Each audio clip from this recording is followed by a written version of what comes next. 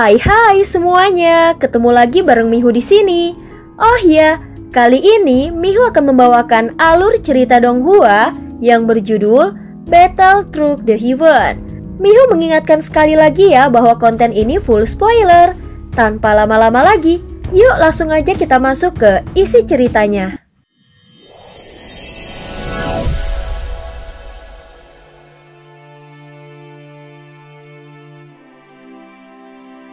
Melanjutkan dari kisah sebelumnya.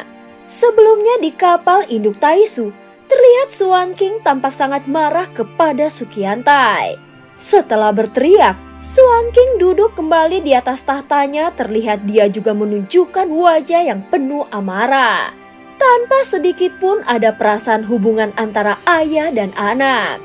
Katakan padaku kenapa kau tidak membunuhnya. Saat mengatakan ini, ekspresi wajah Suan King penuh amarah sehingga wajahnya memerah karena emosi. Jelas dia sangat marah dengan situasi ini. Apakah kau tahu berapa banyak rencana yang telah kami susun untuk bisa menangkapnya? Bahkan hampir bisa dipastikan dia adalah reinkarnasi dari Yang Mulia. Namun di saat genting itu, kau malah kabur. Aku tidak percaya jika kita tidak bisa membunuh satu orang yang tidak kuat seperti dirinya. Mendengar amarahnya, Sukiantai merasa bahwa rencana Suan King memang sangat rumit dan selalu berubah-ubah. Selama ini dia bahkan bersembunyi di dalam bayang-bayang dan tidak berani untuk menunjukkan diri. Sukiantai tidak percaya bahwa Yang Mulia tidak memiliki pengawal yang kuat di sisinya. Apalagi dengan kekuatannya yang telah menurun, Sukiantai semakin enggan mengambil resiko. Alasan terbesarnya adalah bahwa di dalam lubuk hatinya, Sukiantai sebenarnya tidak ingin membunuh Yang Mulia, sehingga situasi saat itu memang membuatnya sangat bimbang. Namun pada saat yang sama, Xiaoyan menghilang ketika mengalami terobosan dan tiba-tiba muncul sosok misterius Ye Beijing.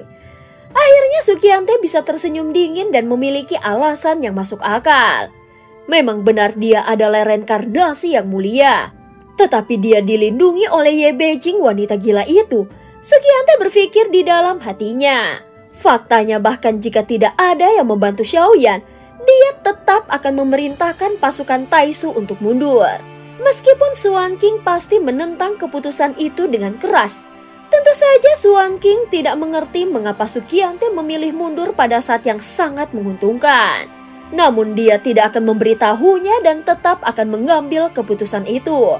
Suan King merasa daripada mengurung Xiaoyan dengan formasi, lebih baik langsung membunuhnya, namun Sukiantai tidak mengambil tindakan itu. Apakah kau tidak melihat wanita yang muncul di belakangnya? Sukiantai menahan amarah yang membara di dalam hatinya lalu menatap dingin ke arah Suan King.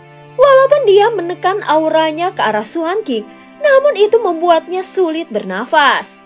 Apa peduliku jika itu Ye Beijing atau siapapun? Memangnya kenapa? Aku tidak mau tahu. Suan King berdiri lagi dari tahtanya dan berkata dengan arogan, orang itu memiliki kekuatan yang sebanding dengan tingkat kuno yang kita miliki. Meskipun Sukiantai sangat marah, namun dia menjawabnya dengan suara yang berat. Kalau hanya setara, maka lawan saja. Apa karena kau takut? Suan King langsung mengibaskan jubahnya dengan penuh semangat. Jangan salah paham. Bahkan jika dia bukan penguasa sensi, namun dia seseorang yang memiliki kekuatan tempur sangat tinggi. Mendengar ini Suan King mengepalkan tinjunya ke meja dengan keras. Matanya juga bersinar dengan semangat juang yang membara. Meskipun orang itu memiliki banyak kekuatan dan pengaruh, jika tidak berhati-hati suatu hari nanti dia akan mati dengan satu pukulan telak.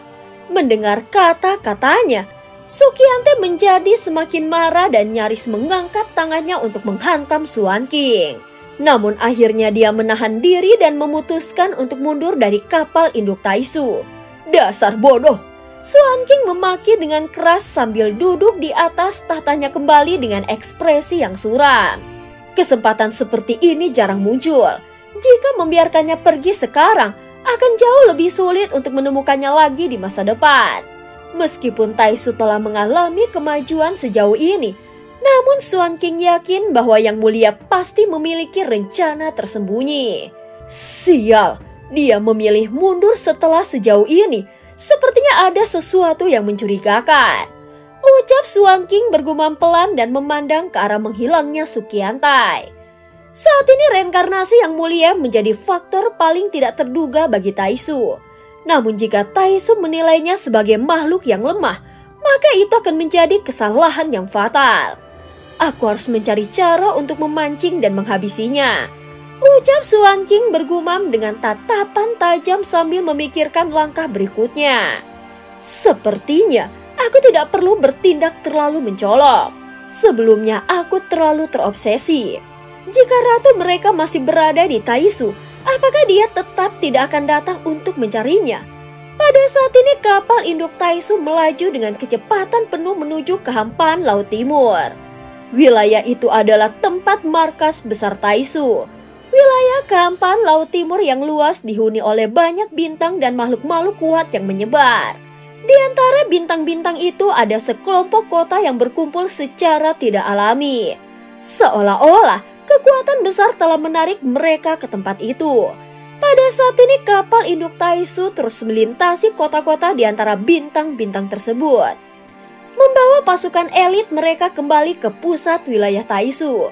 Sementara itu di dalam taman yang sunyi ada pavilium dan di sekitarnya ada kolam yang dipenuhi dengan bunga teratai.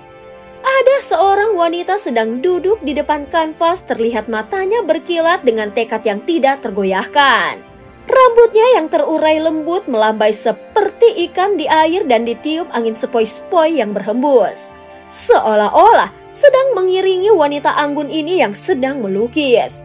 Wajah wanita itu memperlihatkan senyuman yang manis, seolah-olah melihat perwujudan ideal di dalam lukisannya. Namun kenyataannya seringkali berbeda dengan harapan. Adapun Sukiante sedang berdiri di belakangnya dengan sikap profesional. Namun sebenarnya dia penuh dengan kepura-puraan. Apakah itu orang yang kau dambakan? Sebuah suara lembut dan tenang terdengar perlahan. Wanita itu tidak mengangkat kepalanya, namun tangannya terus bergerak dengan tenang. Angin masih bertiup lembut membawa aroma wangi yang samar-samar menusuk hidung. Namun senyum pria itu perlahan-lahan memudar. Alisnya berkerut dan matanya menyipit penuh amarah. Mengapa kau masih menyebalkan seperti ini? Pria itu menggunakan jubah panjang hitam dengan sulam naga, otot dadanya yang kokoh juga tampak samar-samar.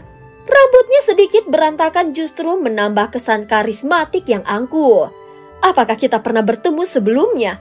Wanita itu segera mendongakkan kepalanya dan matanya memancarkan kilatan penuh amarah yang tertahan. Wanita itu bukanlah orang sembarangan. Dia adalah Ratu Sensi yang tidak pernah meninggalkan tempat ini sejak diundang oleh Suan King. Kupikir kehilangan tahta sudah cukup buruk, tetapi aku tidak menyangka. Sebelum Sukiante menyelesaikan kata-katanya, dia langsung menyeringai dengan sinis. Kemudian tertawa terbahak-bahak. Ratu hanya memandangnya dengan ekspresi datar lalu duduk dengan anggun. Lalu dia mengambil lembaran kertas baru dan mulai melukis lagi. Kalau kau hanya ingin bermain-main, sebaiknya kau cepat pergi. Ratu langsung berkata dengan tegas, sehingga Sukiante segera mengusap wajahnya untuk menahan tawanya. Sejujurnya, 10.000 tahun telah berlalu sejak Yang Mulia menghilang. Selama waktu itu dia seharusnya sudah ke puncak kekuatannya. Bagaimana mungkin dia hanya menjadi sosok yang tidak berguna? Mendengar ocehannya, Ratu langsung mencelupkan kuasnya ke tinta dengan lembut. Apa mungkin dia bukan sosok yang tidak berarti? Tetapi apakah dia benar-benar Yang Mulia atau hanyalah avatar? Sukiante segera menambahkan kata-katanya dengan serius. Menyembunyikan kekuatan mungkin saja. Tetapi jika dia hanya avatar, mengapa Ye Beijing selalu ada di sisinya? Kalau dia benar-benar Yang Mulia, meskipun telah bereinkarnasi, bukankah itu terlalu banyak kebetulan? Mendengar kata-katanya, tangan Ratu yang sedang memegang kuas tiba-tiba bergetar. Seluruh lukisannya hancur dan tidak dapat diperbaiki lagi. Jangan bilang kau menyebut Xiaoyan dengan Ye Beijing. Nada suaranya menjadi dingin dan Ratu langsung mengerutkan keningnya.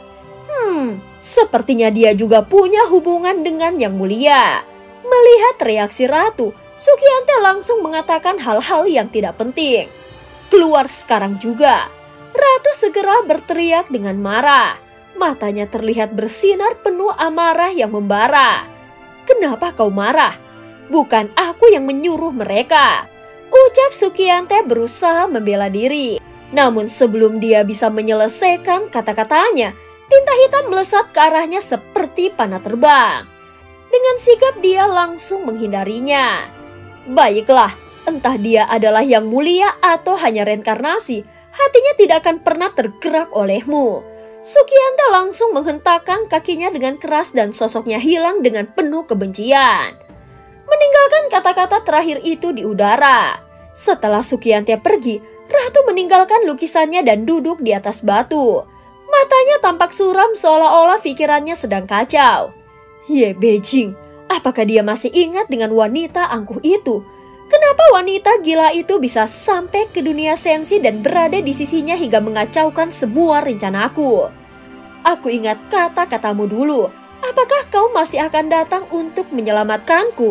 Rasa bimbang yang jarang muncul di hati sang ratu kini perlahan muncul. Meruntuhkan sedikit rasa percaya dirinya yang dulu begitu kuat.